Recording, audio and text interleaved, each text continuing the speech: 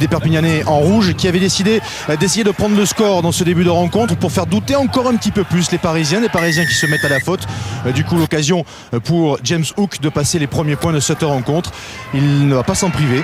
L'équipe de Perpignan qui mène 3-0 face au Stade Français après seulement 4 minutes. La réponse vient d'un ancien Catalan, Jérôme Porrical, qui était à Perpignan la saison dernière, qui passe lui aussi 3 points. Les deux équipes sont à égalité, 3 partout après 7 minutes. On retrouve les Perpignanais à l'attaque avec un Guilhem Guirado qui a eu beaucoup de peps au cours de cette soirée, en grande forme, international français. Le ballon sort pour Hook, le petit coup de pied à suivre et la faute de Paul Williams, le centre parisien, qui va écoper d'un carton jaune à la suite de cette obstruction volontaire sur Lifeimi Mafi. Du coup, les Parisiens vont se retrouver en infériorité numérique pendant 10 minutes. James Hook en profite pour passer 3 nouveaux points et redonner 3 points d'avance à son équipe, 6-3 en faveur de Perpignan.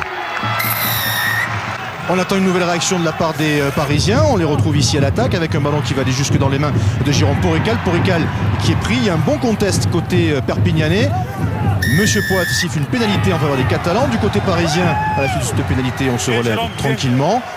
On va se replacer doucement mais sûrement. Seulement voilà, James Hook arrive en courant. Le coup d'œil de l'ouvreur gallois. La passe au pied, la pénalité jouée rapidement. La passe au pied pour Richard Houghton qui a face à lui un pilier à l'aide de Malmanche. Et laissé sur place, Houghton accélère, Saké ne peut pas le reprendre, le dernier crochet pour aller marquer le premier essai de ce match, un essai de 80 mètres. Regardez bien sur le ralenti, Jérôme Filleul est en train de discuter avec ses joueurs et dans son dos, James Hook qui joue rapidement la passe au pied pour Richard Houghton qui va conclure cette action pour le premier essai de la rencontre en faveur des Perpignanais qui mènent alors 11-3 après 18 minutes sur la pelouse du Stade Français. Mais des Catalans qui commettent quelques fautes, du coup Jérôme Porrical en profite pour passer 3 pénalités, une de quasiment 50 mètres ici.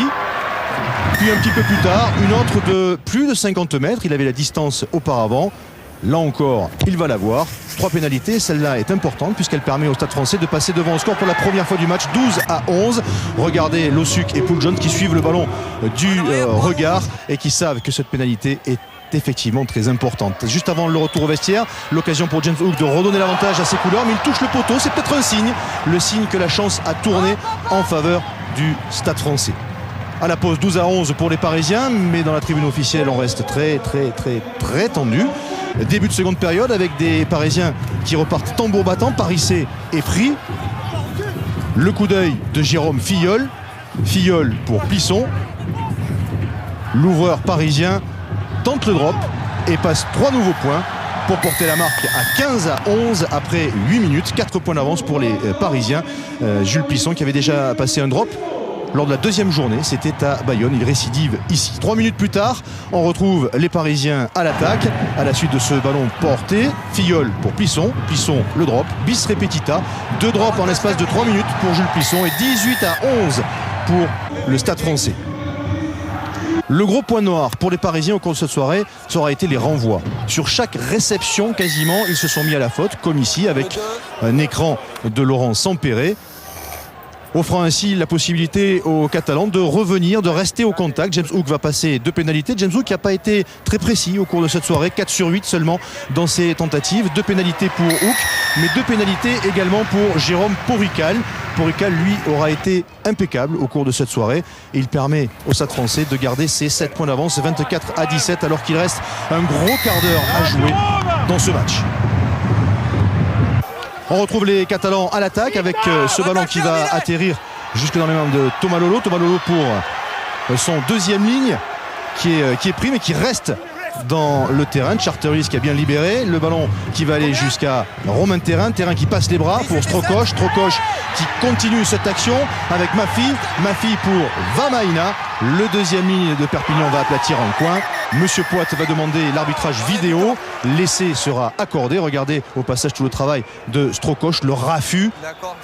La passe sur un pas de Gavin Hume. Mafi qui fixe le dernier défenseur et Vamina qui va marquer le deuxième essai des Catalans dans ce match avec la transformation. Perpignan revient à hauteur, 24 partout entre le Stade Français et Perpignan. Jérôme Porrical pour une nouvelle tentative.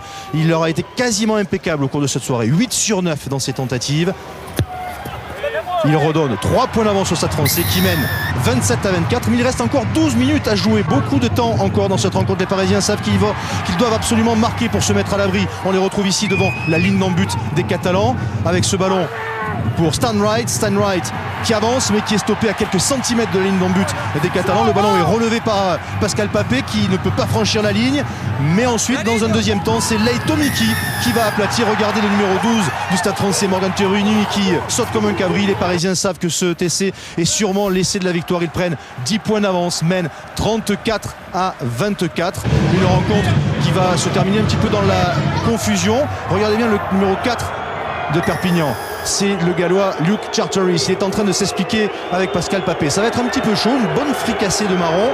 Ça nous promet un joli France-Galles lors du prochain du tournoi des 6 nations. Les Catalans qui vont essayer d'aller chercher le point de bonus défensif sur cette dernière action, mais commettent un en avant. On va donc en rester là. La victoire pour les hommes de Richard Poole-Jones, évidemment soulagé. Victoire face à Perpignan, au final 34 à 24.